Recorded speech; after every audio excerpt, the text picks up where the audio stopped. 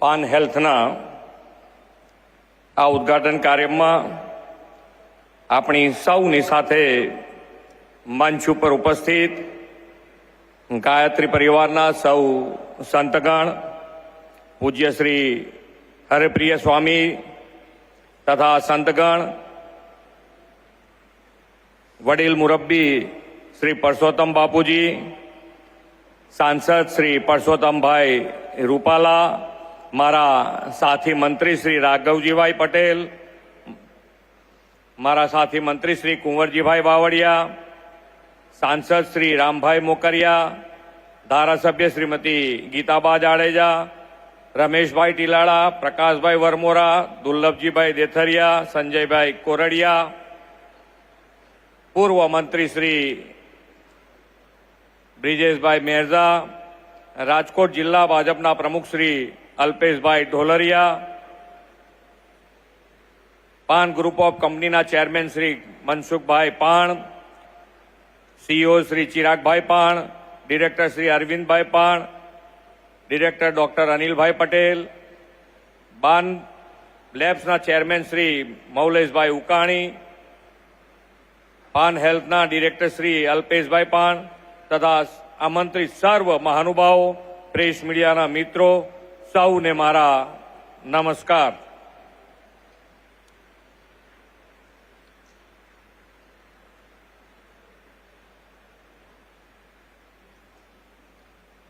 અમે 22માં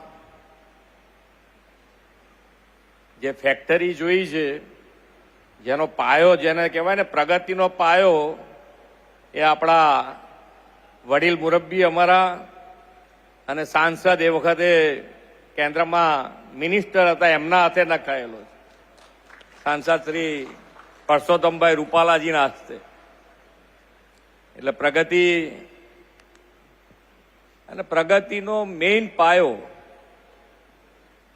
એ ધાર્મિકતા, આપણી સંસ્કૃતિ, આપણી સભ્યતા, એની સાથે જો લઈને ચાલીએ તો જ એ લાંબુ ચાલતી હોય છે. એટલે આજના આ ઉદ્ઘાટન પ્રસંગે સૌ પરિવારજનોને ખૂબ ખૂબ શુભેચ્છાઓ પાઠવું છું. વિશ્વના સર્વાધિક લોકપ્રિય નેતા અને આપણા યશસ્વી વડાપ્રધાન શ્રી નરેન્દ્રભાઈ મોદીએ ભારતને આરોગ્ય સુખાકારીમાં ગ્લોબલ હબ બનાવવાનો નિર્ધાર કર્યો છે. આજે શરૂ થયેલા પાન હેલ્થનો આ પ્લાન્ટ વડાપ્રધાનશ્રીના નિર્ધારને પાર પાડવામાં મહત્વની ભૂમિકા ભજવવાનો છે. ભારત વૈશ્વિક સ્તરે વિકાસની યાત્રામાં અગ્રેસર છે, ત્યારે અત્યારની જરૂરિયાતોને અનુરૂપ ઉત્પાદનોનું નિર્માણ કરવું તે ખરેખર પ્રશંસનીય કદમ છે. અને એ માટે પ્લાન્ટ માટે સાથે જોડાયેલા સૌને ફરીથી અભિનંદન પાઠવું છું. વડાપ્રધાનશ્રીના માર્ગદર્શનમાં ગુજરાતમાં છેવાડાના ગામ સુધી અને સામાન્ય માણસને, માનવીને પણ સરળતાથી આરોગ્ય સેવાઓ મળે તેવી સુવિધાઓ આપણે વિકસાવી છે. વડાપ્રધાનશ્રીના નેતૃત્વમાં હોલિસ્ટિક હેલ્થ કેરની પ્રણાલીને આત્મસાત કરી છે. એટલું જ નહીં, રાજ્ય આરોગ્યલક્ષી સેવાને લગતા ઉત્પાદનોમાં પણ અગ્રેસર છે. પાન હેલ્થ આવા જ ઉત્પાદનો સાથે હેલ્થ એન્ડ હાઇજીન બે સેક્ટરમાં સેવારત છે.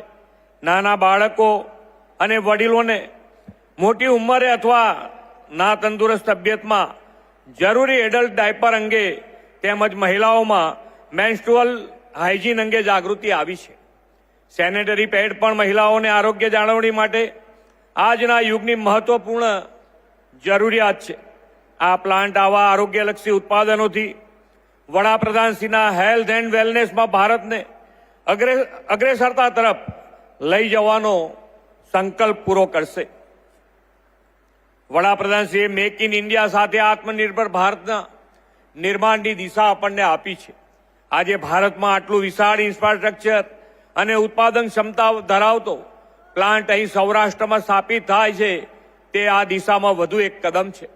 રોજ 1 કરોડથી વધુ ડાયપર તથા હાઇજીન પ્રોડક્ટ ઉત્પાદન કરવાની ક્ષમતા સાથે આ પ્લાન્ટ રોજગારી સર્જન અને નિકાસ એકમ બનવાના લક્ષ્ય સાથે કામ કરી રહ્યો છે.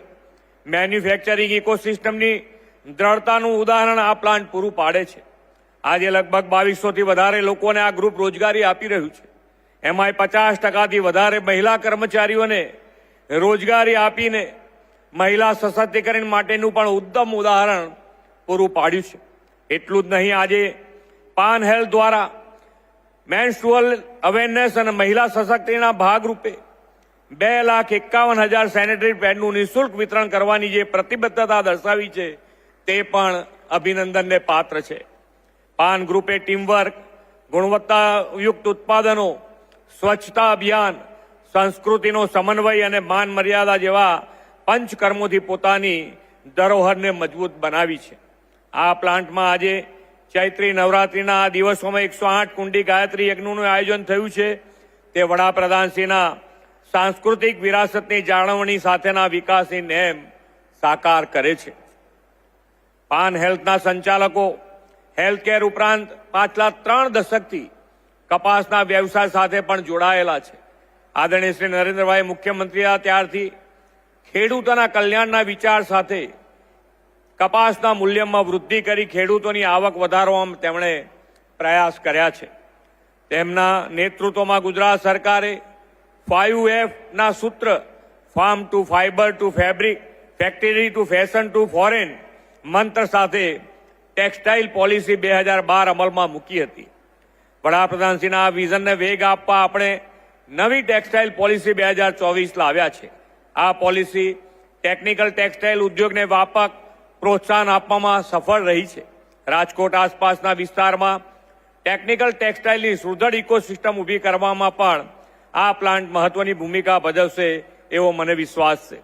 વડાપ્રધાન શ્રી નરેન્દ્રભાઈ મોદીએ વિકસિત ભારત 2047ની સંકલ્પના કરવા માટે સ્વસ્થ ભારત પર વિશેષ ભાર મૂક્યો છે અને મેદસ્વીતા મુક્ત ભારત અને ટીબી મુક્ત દેશ બનાવવાનું આહવાન કર્યું છે. સરકાર ટીબીના દર્દીઓને નિઃશુલ્ક પોષણ કીટ પણ આપે છે. આ પ્લાન્ટ જન આરોગ્યમાં વૃદ્ધિ કરવા સાથે સ્વસ્થ સશક્ત ભારતના નિર્માણમાં યોગદાન આપશે. ફરી એકવાર પાન હેલ્થ પરિવારને નવા સાહસની સફળતા માટે શુભેચ્છાઓ પાઠવીને વિરમું છું. ભારત માતા કી જય. વંદે માતરમ. જય જય ગરવી ગુજરાત.